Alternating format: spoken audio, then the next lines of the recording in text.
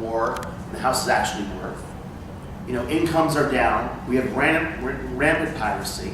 But you know what, folks? Believe it or not, it was like all this 20 years ago, in 1990. Now, a lot of you are young. You're saying, Kev, I don't understand. Well, in 1990, Saddam Hussein invaded Kuwait and caused oil prices to go up.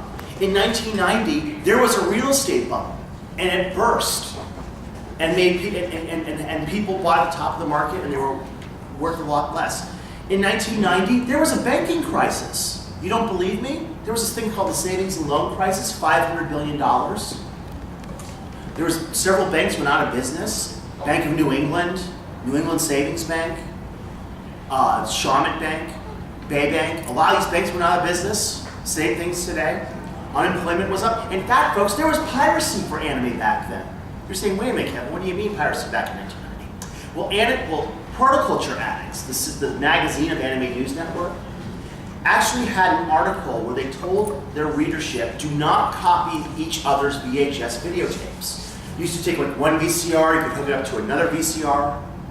Don't make copies, because if you do that, the anime company's profits will dry up. There'll be no more anime, and then we'll all be then it will be a problem. They said, if you want the fruits, don't kill the tree. They're talking about this 20 years ago. A lot of you know that like ADV has gone out of business, and Geneon has gone out of business. Well, 20 years ago, there were two other companies. There's this company called US Renditions and US Manga. They both are out of business now, because the recession came along and killed them.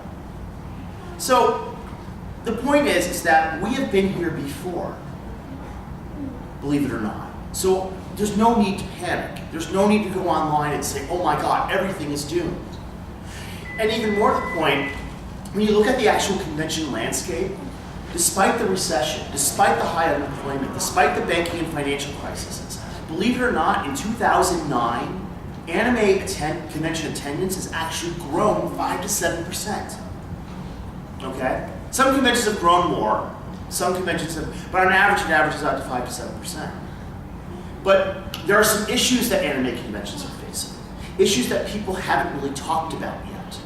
And namely, it has to do with demographics. You see, part of the reason why we're seeing this big boom in anime conventions right now, because there's almost one in every major city now, is because 10 years ago, kids, when they were 5, 6, 7, 8 years old, saw photos of Anime Expo, A-Con, of Otakon, of SakuraCon online, and they said, wow, that looks interesting. I want to go to that. And as they have gotten older, as 10 years, like if they were 6 in 2000, they are now 16 in 2010.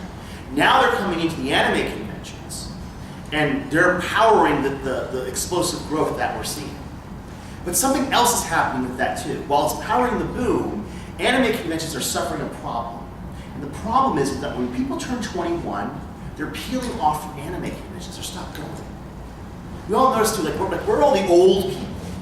I mean, Kevin, you say Robotech's been around for 25 years. It has. But Kevin, well, that means that we see a lot more older fans at anime conventions. Well, we aren't. And so why is that? Well, a couple things are going on. First off, when people are turning 21, they're peeling away. And we need to figure out why that's happening. And I did some research on this, and I began to realize is that when you turn 21, for the most part, you've graduated from college, all right? You hopefully have a full-time job. And when you have a full-time job, the amount of leisure time you have dramatically shrinks. You no longer get your summers off. You gotta work. And a lot of companies maybe only give you 2 weeks of paid vacation. Some companies don't even give you paid vacation. How many of you get paid vacation? Raise your hands. Okay, only like 3 people have raised their hands. See? My point's been precisely. So your leisure time has become much more valuable when you turn 21. Now there's some other issues too that are affecting anime conventions as well. The reason why people over 21 aren't going is because immature con drama, we've all, yes, a lot of you, you're nodding, a lot of you have seen that, okay? We have the hobo issue. Hobo stands for horrible otaku body odor. Yes, you're laughing, you've all encountered hobo. We also have, and we also have, most importantly, long wait times. What I mean long wait times comes right down to registration. How many conventions have we been to? And I'm sure we've been to other ones. where at registration you're waiting 5, 6, 7 hours just to get your badge. How many of that has it happened? Just 3 people? I'm talking even pre-registration. That's a 20 minutes max. Well, what, here? No, online. What? No. Waiting in line to collect your badges. No, to actually physically get your badge. Yeah, we were like behind 1,000. We were late one. But see, here's the, okay. I'm very glad you had that experience, don't believe me, because this is going to tie into what I'm going to say in a minute. But the thing to understand is a lot of conventions, when they grew to 10 or 15,000 people, or even 5 or 6,000 people, a lot of times they would have 5, 6, 7 hour waits in registration. Okay. Now, I mentioned this before. Your leisure time when you turn 21 is far more valuable. If I'm 21 and I'm taking a vacation time, a paid vacation time, if I'm waiting 6 hours to pick up my badge, even if I pre-registered online, that is not a good use of my vacation time or my leisure time.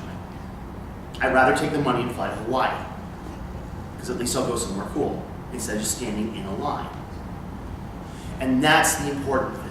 That's the issue that drives people away, is that they want to get in, like you guys, you came in, you got your badge in 20 minutes, you're in the convention, you're having fun, right? Now, if you were waiting 6 hours in line, how would you feel?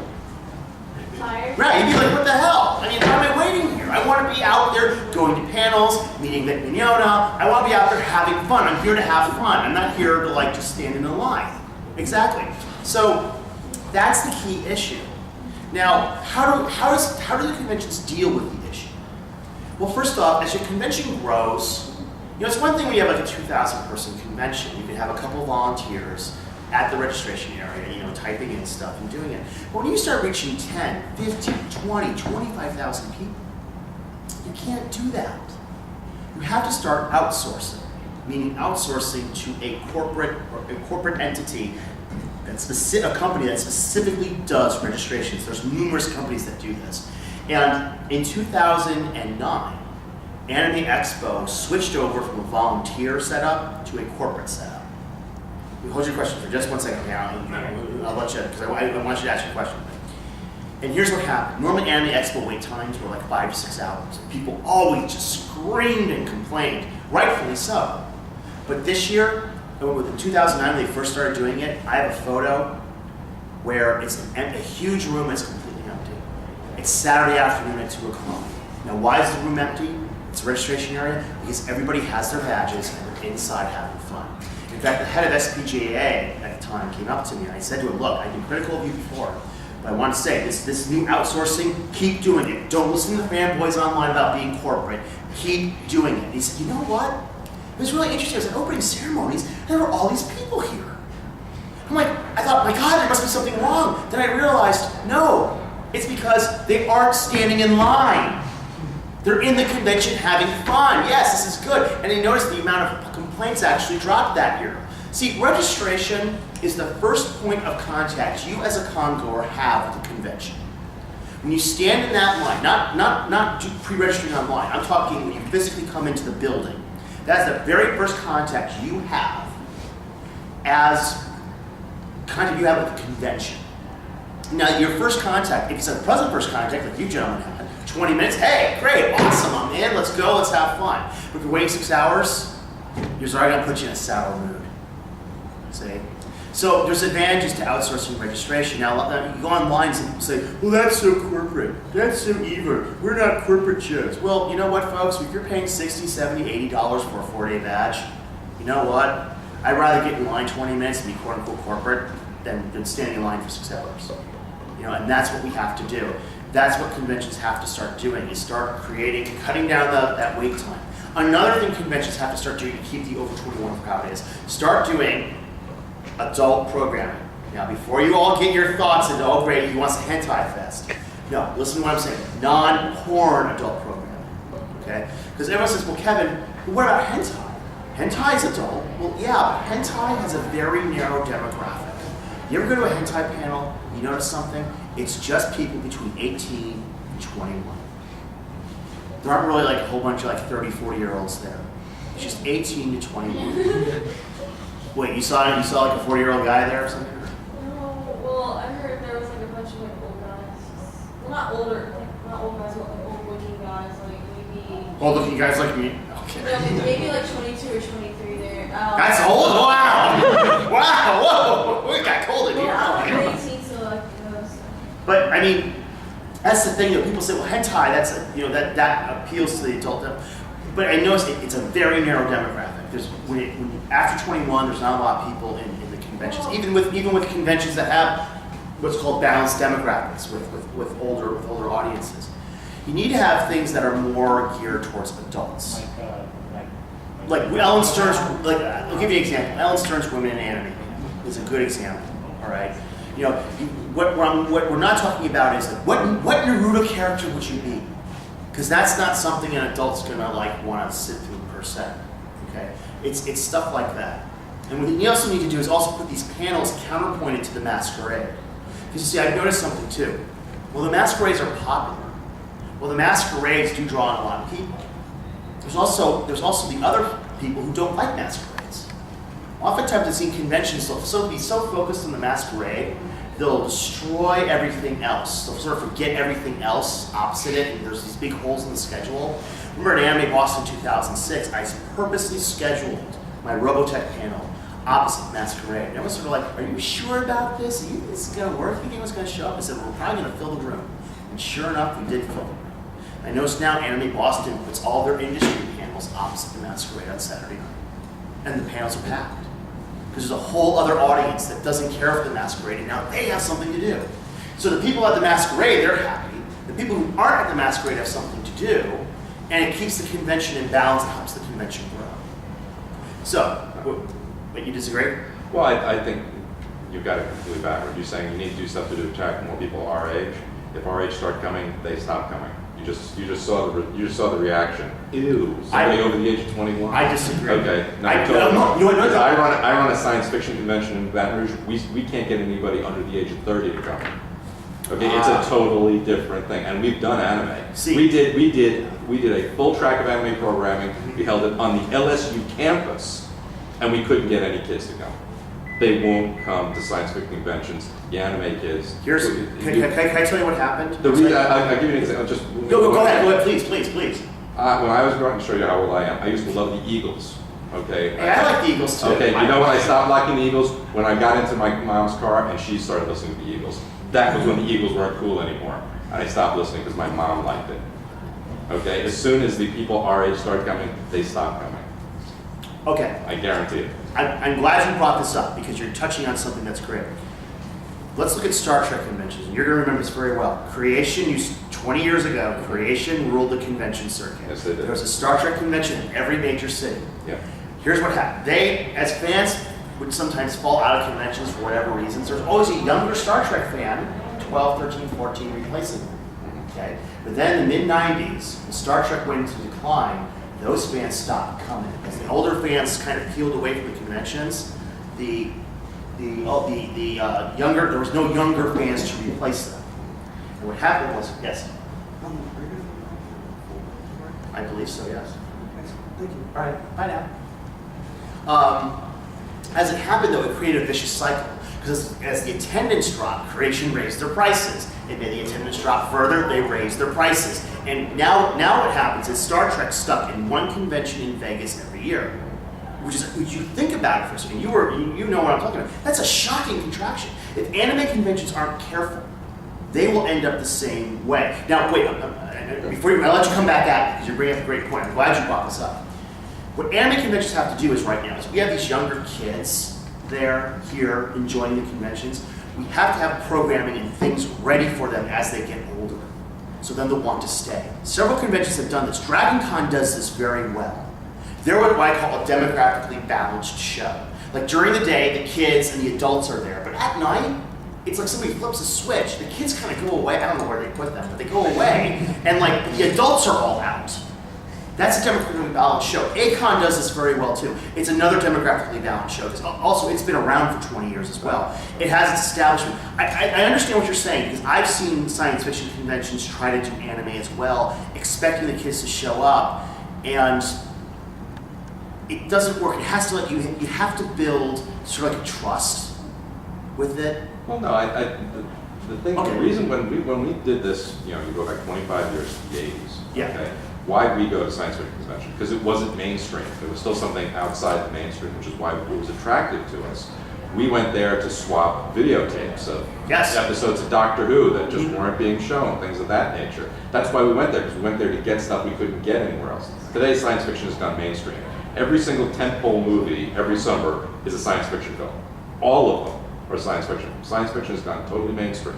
So the appeal to young kids that this is something outside the mainstream, it's not there anymore. They come here because they want to get the stuff you can't get anywhere else. You've got to come here to get the bootleg DVDs and get the other stuff. So they want something their parents aren't doing, and they want to be able to use terms like otaku that their parents don't know what they're talking about. It's the same thing. That's why they do it.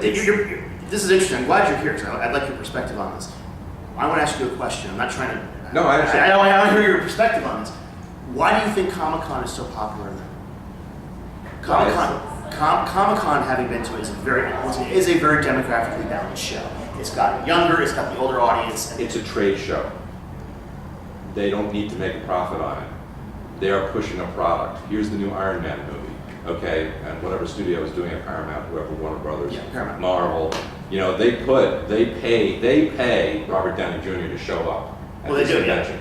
So, you know, they don't care. They're going to lose tons of money on this thing. They put on this incredible show. They lose tons of money. It's okay because they make it up for it. Ticket sales to the box office. So that's a whole different thing. Wait a minute, though. You just, having worked in the film industry, though, you're talking about Paramount.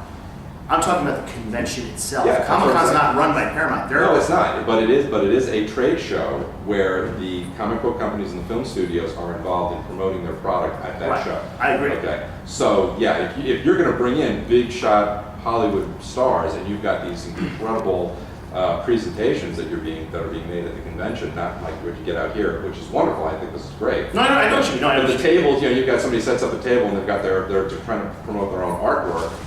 Okay, that's one thing. But if you've got the actual, you know, somebody who works at LucasArts and does, you know, and helped design Star Wars Battlefront, that's going to attract people regardless. Okay, that's the Comic-Con is like a whole nother. You're thinking more of a star power issue. Yeah, star Okay, power. I'll make sure. Okay, I see Yeah, where you're going. that's what I'm saying. Okay. This gentleman right behind you had his hand up too. I want to hear what you had to say. One other thing that I've noticed, so I'm saying 28, Okay. there's a stigma when I guess my generation or newer or older when they hear anime, it is hentai. That's what everybody thinks. So one thing is to try to separate that. Like you were saying, hentai was such a small focus. It's hard to describe it to someone that anime isn't that. So you've got people that. Well, no, you're right. Because when I first started working on Robotech, I called all my people in Hollywood to let them know, look, here's where I am. And I was talking to somebody very high up in one of the studios. This is like a person you definitely want to have as a friend. And I just say, oh, look, here's where I am, Robotech. She's online here typing in the computer. And she goes, oh, hey, anime, yeah. So, hey, tell me, Kevin, is this Robotech thing, is this one of those Pokemon animes or is it one of those porno animes? And I went, wow, we as an industry have some of the ways to go. Just because obviously the parents are seeing it's either the kids stuff like Pokemon or it's the tentacle. Because I agree with you because there is that sort of confusion, for lack of a better word. That's probably not the right word even for that. But I think those are things we as an industry have to do as well to try to do these things and keep them there and that sort of thing. So. It's not easy. Even I've run into it now because with the success of Transformers and the announcement of Robotech being set up over at Warner Brothers with Tobey Maguire attached to produce, a lot of people began asking questions. Well, what is anime? What is this? What is that? Oh, I saw the tentacles. How does that fit in? Kids watch this tentacle rape? I don't know. No, I've had people ask that, and it's like, hey, we as an industry have to start explaining this more. I liken it to an example. If you came down from Mars and you watched Barney the Dinosaur, would you assume that every live action program was like Barney the Dinosaur? No, of course you wouldn't. You got Barney, you have Jack Bauer and 24, very different shows, but both live action.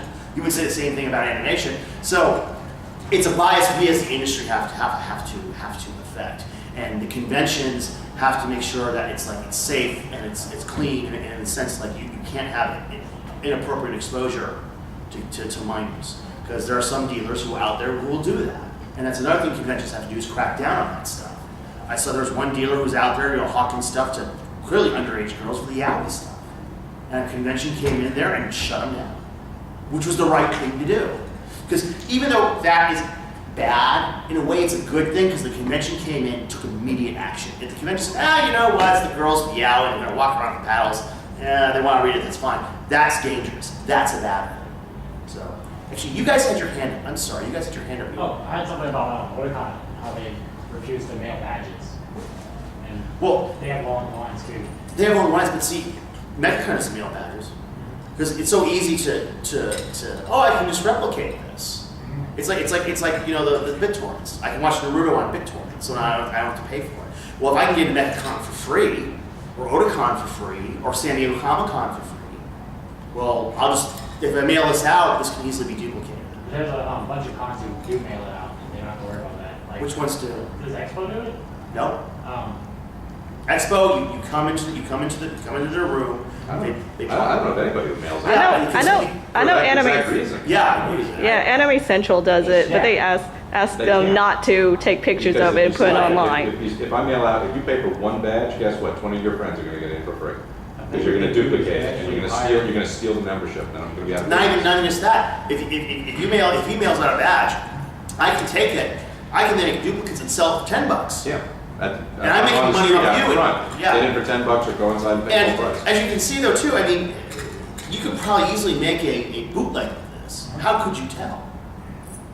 That's why, remember Anime Boston does this very well. They're always, well, what's the badge gonna look like? What's the badge gonna look like? And like, we're not gonna tell you because if we did, we put an image of it up online, it'd be immediately duplicated. Because a lot of conventions, and you know this very well, are run on volunteers. It's not a paid staffer out there looking to see if they're badges. And It's- kids yeah. don't think they should pay for anything. Right, Go exactly. go back 2 generations to Woodstock. They thought Yes, they very should true. get in for free. Well, Right. it's artwork. It's for everybody. It's for the It's people. art. That's what the artists want. Yeah, that's what the artists want. Yeah. No, they need to buy groceries. Yeah, it's not, and it's not true. We talk about BitTorrents too. I remember I see online a lot of times that these kids say, "Well, I heard online on 4chan that the Japanese really do. They do it for the art, not for the corporate." Well, I've heard artists say that, but they don't understand what that means. He means he's not a corporate suit who runs the business. He draws pictures. But at the end of the day, I can assure you that artist wants to make sure he is making money on his work. And having been to the anime studios in Japan, you would be shocked at the appalling conditions they Oh, live yeah.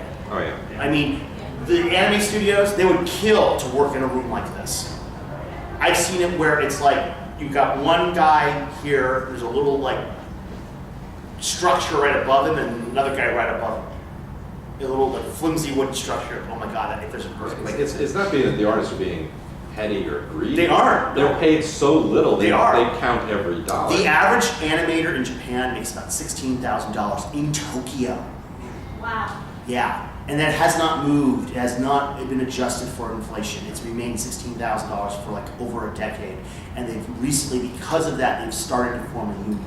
I was at Shore Leave a couple of weeks ago. I got a chance to sit down and talk to Peter David, Yes. who wrote, he wrote Aquaman, he wrote Hulk. I asked him, I'm thinking the guy's worth a lot of money. He's like, I got paid $500 a month to write Hulk. Yeah. This is a comic book that sells millions of copies. It's one of the top titles in the entire comic book industry. $500 a month. Exactly. He got paid. Yes. It's nothing. And just recently, this summer, I went to Japan, and whenever I went over there, I saw all their comics and everything. They sell for 100 yen.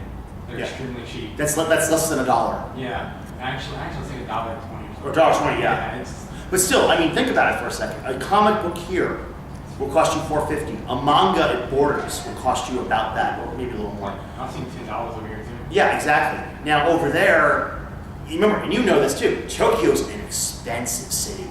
Yeah. Yeah, it is, so it gives you an idea, and that's why the two kids say want nothing for free, but right now there's this sort of boom, and some people think, oh, this will never end. And I bring up the Star Trek point where they thought it would never end either. Yet, 20 years later, it's gone. Even with the new movie out, it's still, the conventions are nothing like they were 20 years ago. When I tell you infrastructure, it was an infrastructure. It was amazing to see them do it. Now, of course, the Star Trek conventions, yes, that was one show. Anime is generalized, where it's not just one show, it's the whole industry itself. But as I said before, if we're not careful as conventions and people with the industry, this could all fall apart. And the reason why anime conventions are important in industry-wise is having worked in the industry, every time we do a convention, on the road to convention tour, our sales always go up. Always go up. Every time we do a convention. If the anime conventions are an important part of the industry. Unlike other properties like Marvel or the big comic book movies, there aren't studios dropping $30 million on TV ad buys. We have to go out there and hit you. We have to go out there and hit you. Yeah, it's going to be really good. We have to come out there and talk with you and interact with you, because that's the best way to market. What do you think about companies that have already fallen, like ADV? What do I Like think? buying their products, still buying their products? Do you think you should? Well, I don't understand. Like, do you think you should buy more stuff from, let's say, like Funimation? Or Well, I think something you should buy legitimate stuff from the companies, whether it be Funimation or Harmony Gold or wherever the ADV properties have ended up. So they've been sort of sent off to different companies now. You should buy legitimate products.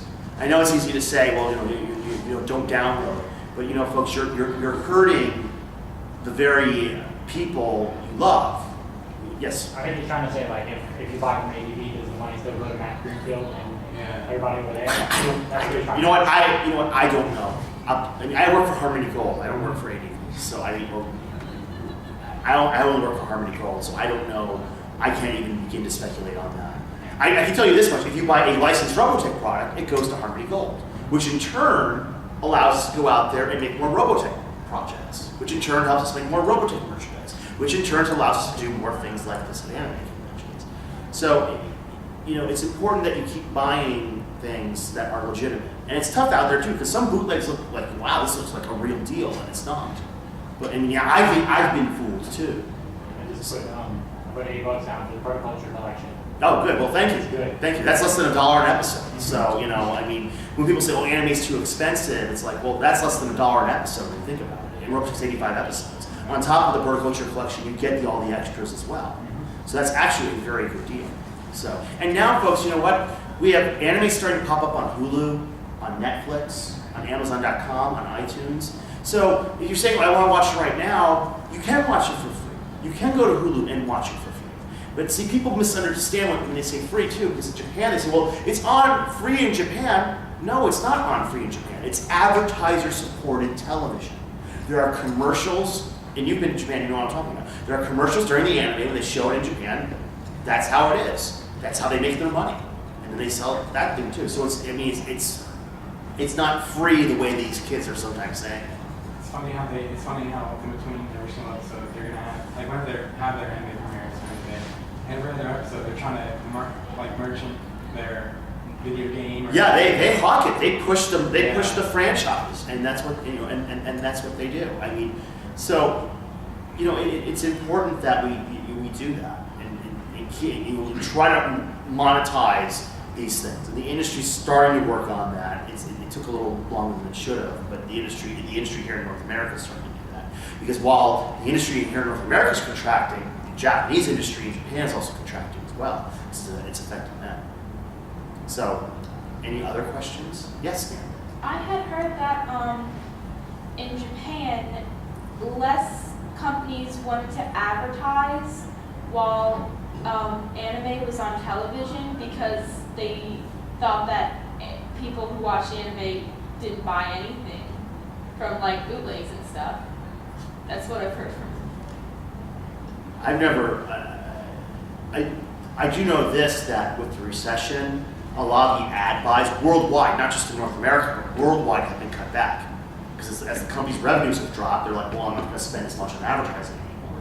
So that's an effect. Even the US TV networks have suffered from it in the past couple of years. As the amount of ad time has been being bought has shrunk, their amount of revenue coming into the TV broadcast networks has dropped too. So it's probably been like that in Japan.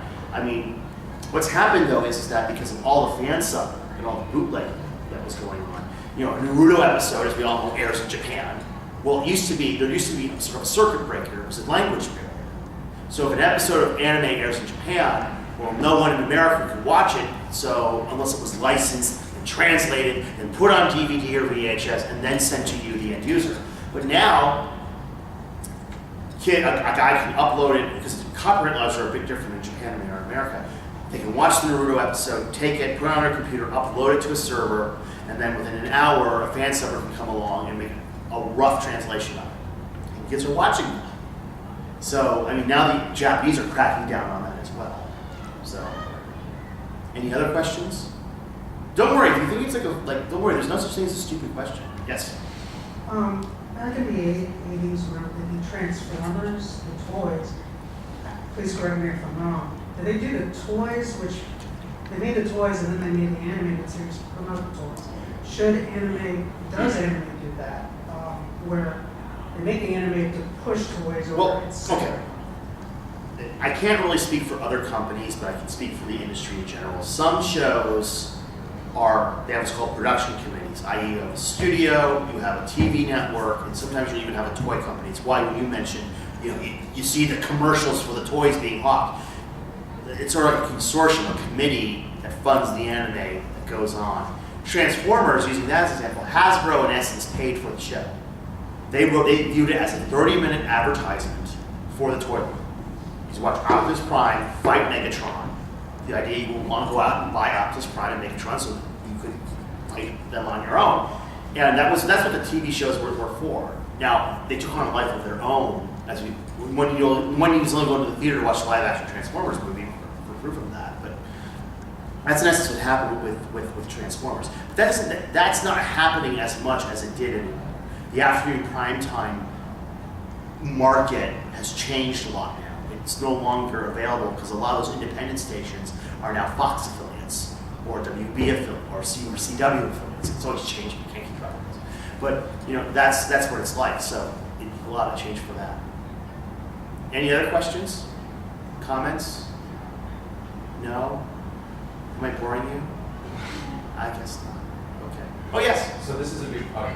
For Harmony Gold, conventions are a big part of your promotion and whatnot. Can you talk about how often you're on the road and that whole process and how far off am I on the road? It depends on year to year. I will tell you this: in 2007, from mid-July to Labor Day, I had 1 day off. That's not a complaint. That's not a complaint. But between the conventions, when we do a convention, when I book a show, let's start walking through the process. I book a show. The show has to be booked. Then it has to be prepped. Then the show has to be executed. So we book Mechacon. The show is then booked. Then I have to prep the show. Okay, create panels, work out panel times, work out logistical flight schedules and pickups and that sort of thing. And then come to the show physically here, like we're doing now, and actually execute the panels. So we're in the execution phase. Now when I go back to Harmony Gold, I fly back on Monday. I will be back in my office on Tuesday. The earliest day off I will have will be probably Saturday. So in other words, I'll work like a good 14 days straight in essence doing this. Ironically, Tommy Yoon will have to go to Comic-Con on Thursday to do Robotech panel. So you get the sense of how it works. It's not a complaint. I mean, I think it's great. I think it's wonderful going out here, meeting all of you guys and talking with you and hearing your feedback on those things. So, I mean, that was like one time. And other times it's like, I'm usually on the road maybe 10 times a year.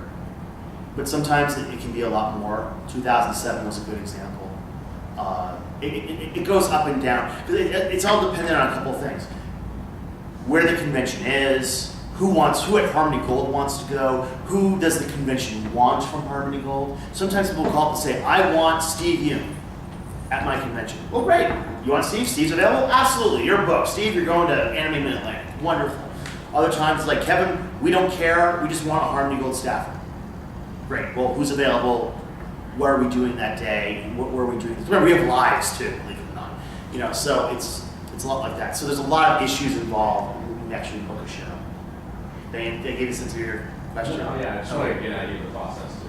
Yeah, I mean, the process is, let's actually walk you through it. We find out, okay, convention wants the Robotech convention tour. Great. I then talk with the convention, I negotiate with them a deal, okay? That's the negotiation phase. Once an agreement is reached, it's then officially booked. Then the prep phase begins. Sometimes you get like a year to prep it. Sometimes you get only like 2 weeks. I had one convention quite literally book us 2 weeks in advance, and we had to frantically, because a couple guests bailed on them.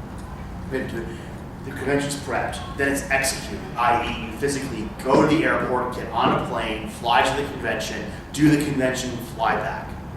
And then it starts all over again. So that's pretty much the process. So I, as the director of the convention tour, have to also make sure people don't go out on the road too much either. Because remember, they have lives. Remember, I'm away. I've been out of Los Angeles now for like 4 days. You know, I won't be back in Los Angeles till late tomorrow night. So I've been out of Los Angeles for 5 days. I'm lucky. I'm single. I have no life. So this is great. But other people, they have wives, they have kids, they have doctor's appointments, they have this. You don't want them to go out too much on top of their other workload at Harmony Gold as well. So I have to be cognizant of what their limits are and make sure they have time off to decompress. Because this way, if you do it too much, you can just start saying, God, I hate those conventions. You never want to do that. Ever watch Behind the Music?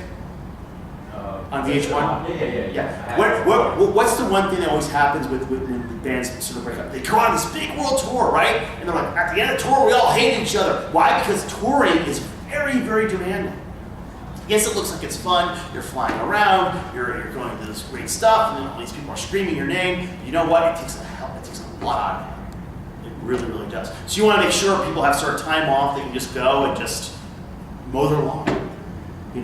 You'd be amazed how relaxing that can be sometimes. So, any other questions before we wrap it up? Comments, concerns? No? Okay. Well, I enjoyed it. I hope you enjoyed it. I hope it gave you a little sense of what's going on. Please enjoy the rest of your convention. I hope to see you all next year here at Mechacon, okay? Thank you very much.